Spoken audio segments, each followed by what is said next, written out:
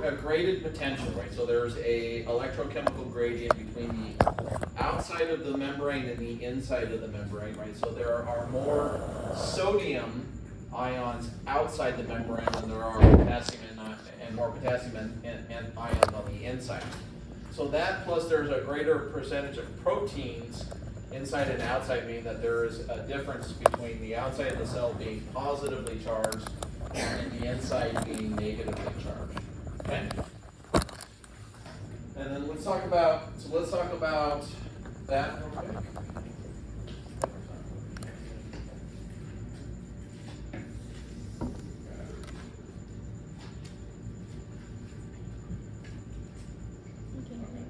So we have a normal resting membrane potential, right? So there is normally a constant amount between the inside and the outside, which is usually negative 70 millivolts.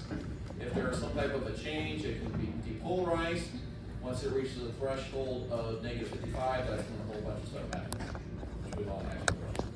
Just a second here, I'm going through this pretty quickly so we can talk about something. Okay, so we got our synapses here, okay?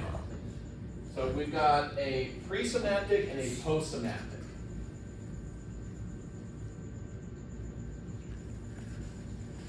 Okay, so here's our pre, here's our post. Okay, and we got the gap between the two. Okay, so that electrical signal. Okay, so we've got our cell membrane. Okay, and we've got pluses on the inside, on the outside, and minuses on the inside, okay? Signal's coming down the axon, and it causes a depolarization, meaning these all swap, right? So this is now positive, that's now negative. So it goes down the chain, okay? So it kind of goes in a wave down the chain, okay? And it gets to the end of a presynaptic to make the jump to the postsynaptic, okay? The electrical signal can't make the jump. So what happens is the action potential gets to the end here, and the neurotransmitters are released across. Okay? It could be acetylcholine, norepinephrine, gabapentin, you name it, okay? It gets to the postsynaptic, and you've got receptors here. What the receptors do is they start to open up what are called ligand-gated channels.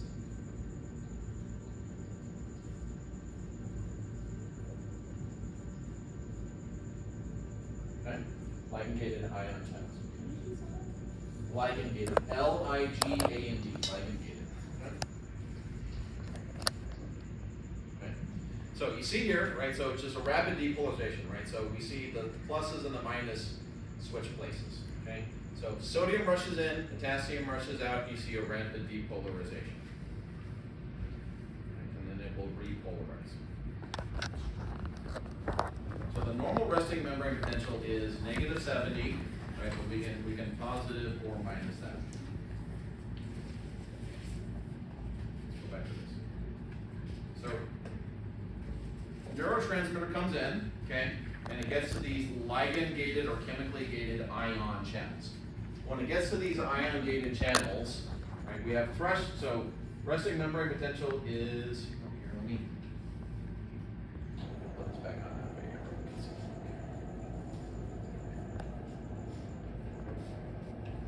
So normal resting membrane potential is negative 70 millivolts, okay?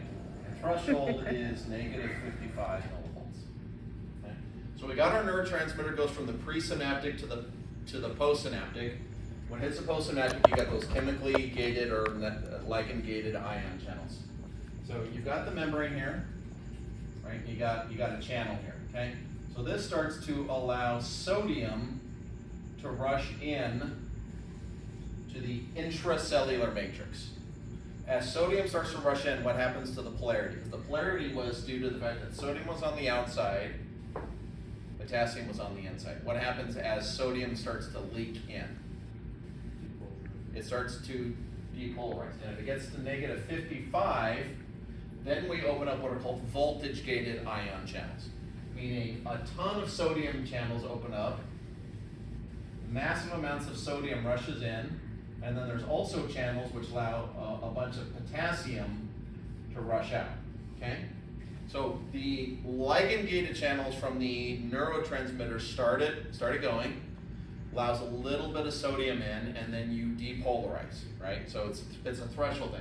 You either have enough neurotransmitter release to get the threshold, or you don't. Once you get the threshold, voltage-gated channels open up, and you see a massive depolarization. We go from -50 all the way up to positive 30 millivolts. Okay, so massive amounts of potassium rush out, massive amounts of sodium rush in, right? And that causes an electrical discharge, which then propagates down the axon here, like this. Okay, you guys with me so far? So if you guys remember from the video, if you can watch the video again, that's what's going on there. Okay. So this is how signals go, right, from synapse to synapse to synapse, right? So synapse in my brain, right, connects to, different synapses in my brain connect to my spinal cord, down to a nerve, down to my hand, right? As it goes, it'll get to a synapse, right? The action potential will get to the end, neurotransmitter will be a release across, sodium will rush in, then you'll get another action potential generated, and then it'll go down its axon until you get to another synapse, then more neurotransmitters release, and then you reinitiate the action potential, and it just propagates down the line, and so on and so forth until it gets to the, the target gland, tissue, whatever it is that you're trying to enact. Making sense so far? So if you get confused, watch the crash course videos to do a good job again. Okay. This is where a lot of dysfunction happens within the brain. And this is where a lot of our psychiatric and neurological stuff happens. Okay? So, for example, we can have what are called excitatory and inhibitory actions. Okay? So, what is an excitatory action going to do? Is it going to decrease resting membrane potential or increase resting membrane potential? An excitatory potential. It's going to increase, right? So, excitatory might make the resting membrane potential -60 millivolts. All right? Now what happens? It's very easy to reach threshold if we release excitatory chemicals. Inhibitory might make it -80 millivolts, right? So it makes it harder to reach threshold, right? So excitatory make it easier to reach threshold, inhibitory make it harder to reach threshold. So for example, we talked about like local anesthetic, right? So you get a cut, right? You go to the urgent care, right? They stitch up the cut in your hand. What do they first do? They numb you up with, lidocaine, novocaine, whatever. What's going on when you're given a local anesthetic?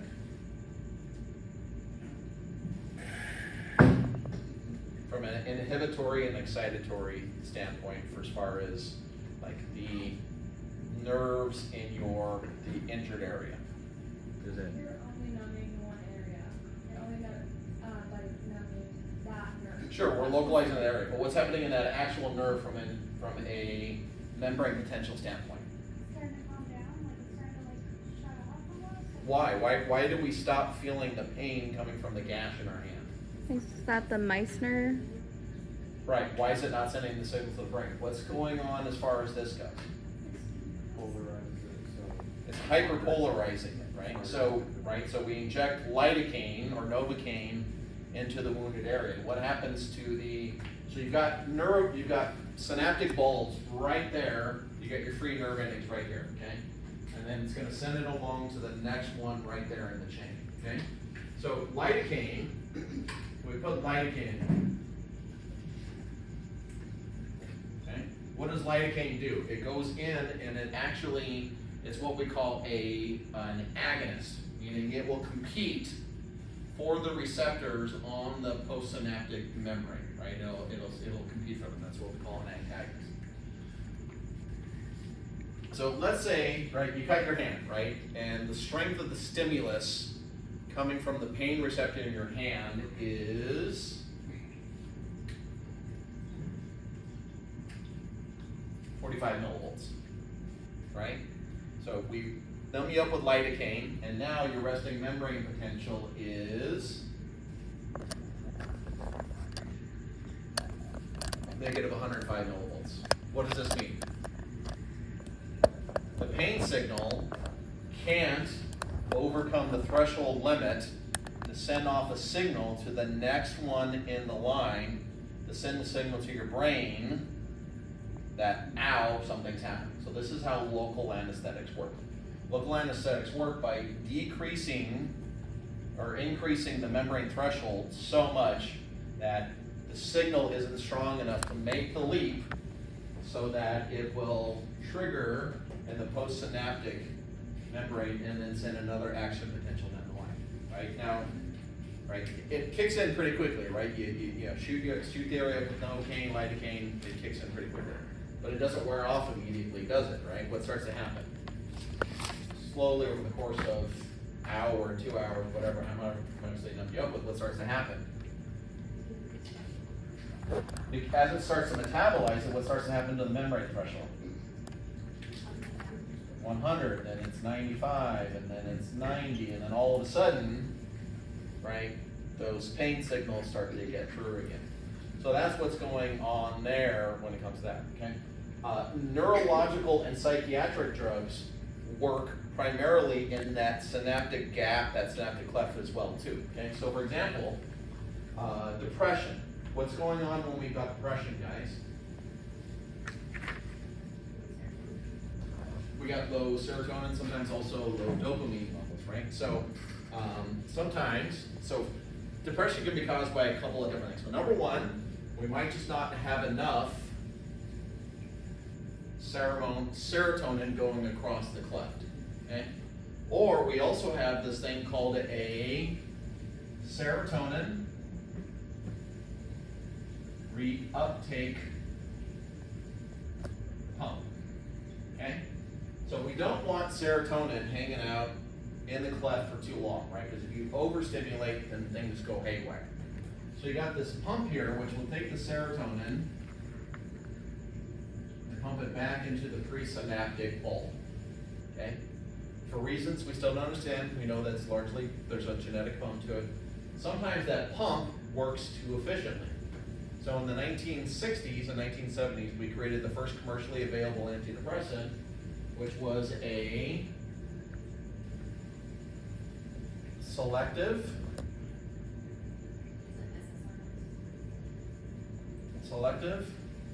serotonin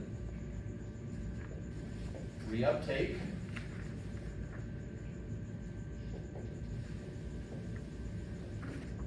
inhibitor, SSRIs. The first commercially available SSRI was Prozac, right? So Prozac worked by allowing more serotonin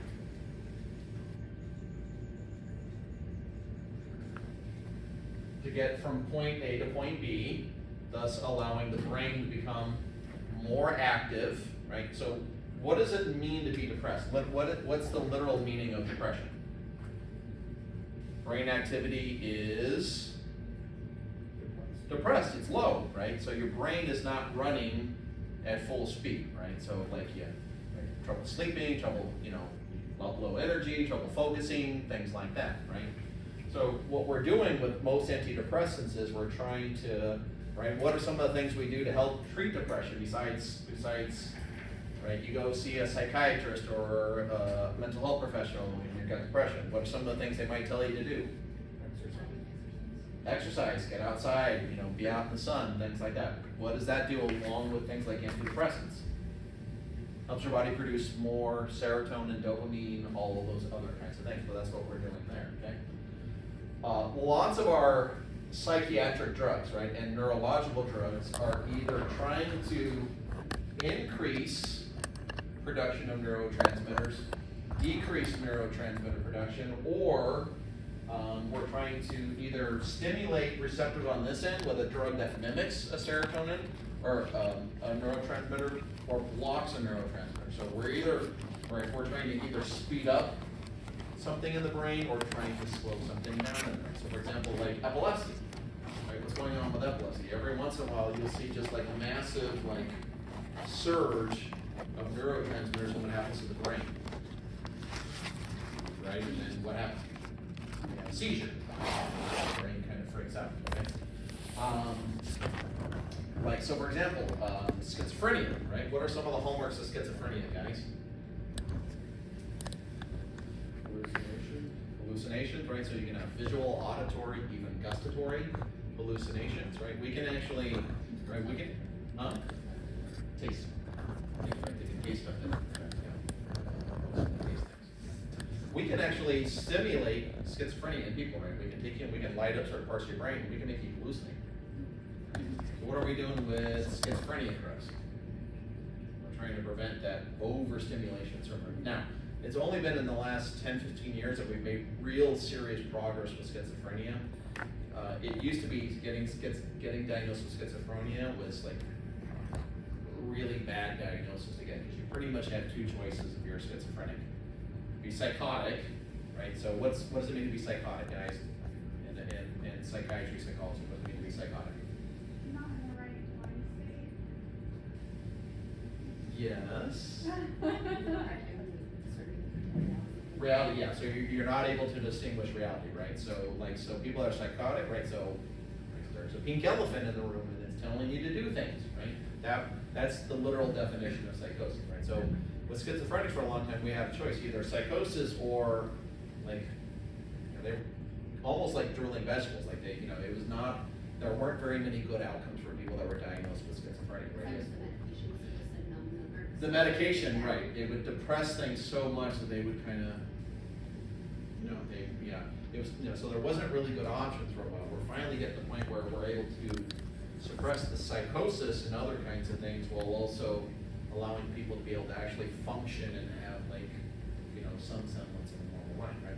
So a lot of the drugs that we're doing are for psychiatry and neurology, right? This is where it's working, right? It's either increasing or decreasing some type of action going on inside the synaptic cleft.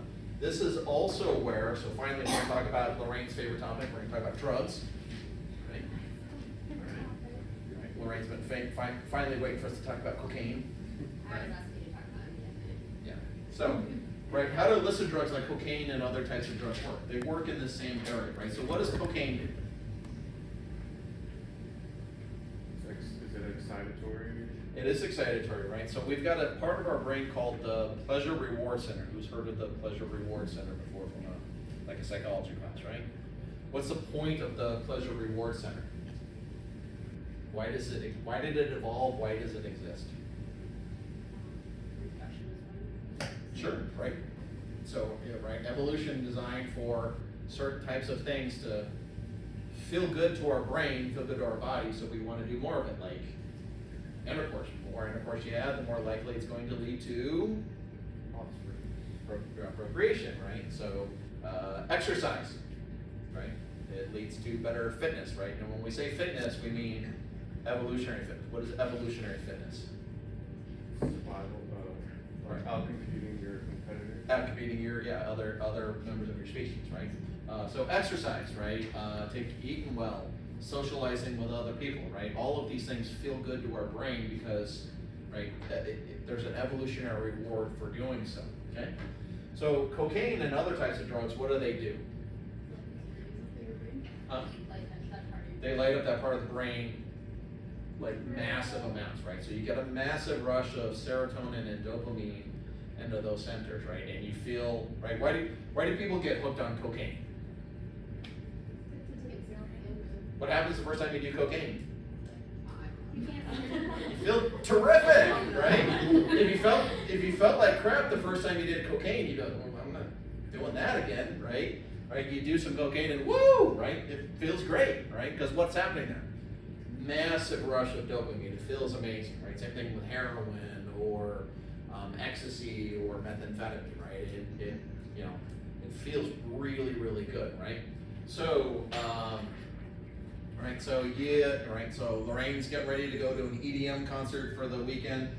She's gonna plur it up, right? So she gets herself some Tabs E so she can have, and some Coke, so she can have a really good time over the 3-day EDM festival, right? So right, drop a couple of tabs, right? Do a couple of lines on Friday, right?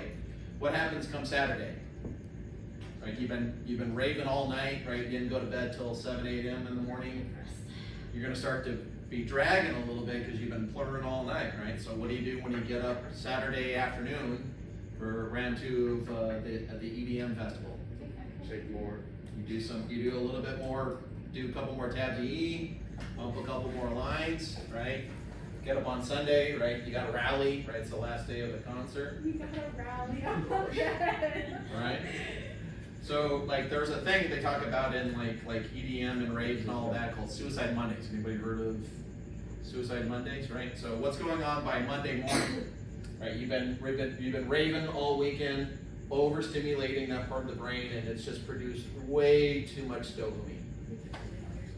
You deplete all your serotonin and dopamine levels, so now you're just, right? You're just irritable, cranky, right? You just feel terrible, okay? So, you know, a lot of illicit drugs, right, they're highly addictive because of the fact that they light up that pleasant reward center in a way that just makes us really crave it, right? And so what's the definition of an addiction, guys? Something you can't live without.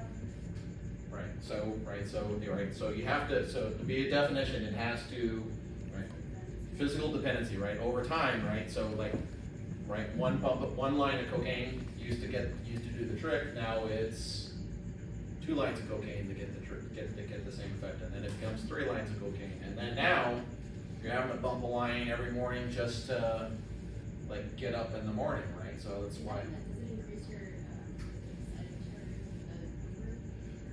So it decreases it, right? It makes it active, yeah. So it decreases it, lowers the threshold, right? So everything fires off more quickly, right? Or At does some it? point, Sorry. does it affect like at some point you have 54 or more? Correct. Right. That's a change. So what happens is it opens up more receptors. Yeah, I was just gonna ask. Right, so that's what it does. Make more receptors, and then once you're off it, Yeah. those receptors are. Yeah, those receptors are like, I need dopamine, right? So not only does it massively increase production, but it also on the postsynaptic end, it increases receptors, right? So you become, right? So this is where the addiction part comes in, right? I now need to like bump a line every morning just to get up and get going every morning, right? Most of us experience this with caffeine, right? You first start drinking coffee, right? You drink a Starbucks and you're wired all day. You get to a point where like Starbucks is just kind of part of your day, right? So the same thing kind of happens with caffeine, right? Is So- that why, sorry, one way what get out of is when they get clean, they kind of have like a lower pain threshold. Right. So it's their factor. Yeah, so it really kind of throws things off, right? What about alcohol? Like, that's like poisoning, right? How does it? So alcohol works in the same kind of way. Alcohol does, right? Right? You heard the expression, drink the blues away, right? We found that in low dosages, alcohol is actually an antidepressant, right? So, you're depressed, right? You've had a bad day, right? You go out with your friends, have a couple of beers. The data actually shows that it actually can make you feel better, right? But then, right, you drink too much of it, and then you start to see same kind of thing happens with alcoholics that happens with other types of people, right? It alters brain chemistry, making you chemically dependent upon the alcohol or the drug or anything like that. So it's an antidepressant in low dosages, and it's a depressant in higher dosages.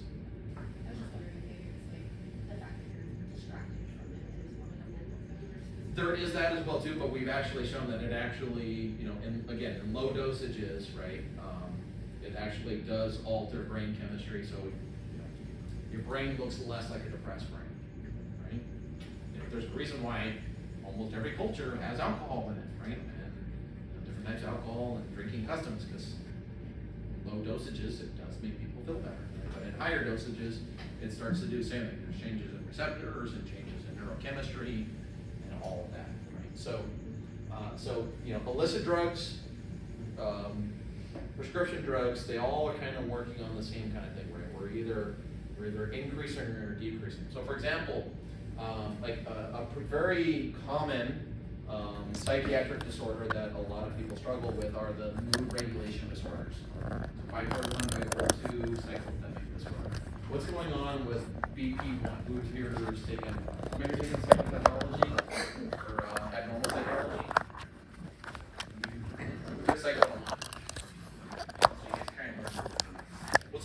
everybody, first off, does everybody know what bipolar disorder is? Okay, what's bipolar disorder, guys? Is there like a normal state and a manic state? Correct, so bipolar 1, right, you have, so to be diagnosed with bipolar 1, you have to have like a full-blown depressive episode and a full-blown manic episode, right? So what's going on between the two states with somebody with bipolar disorder? What's manic, guys? What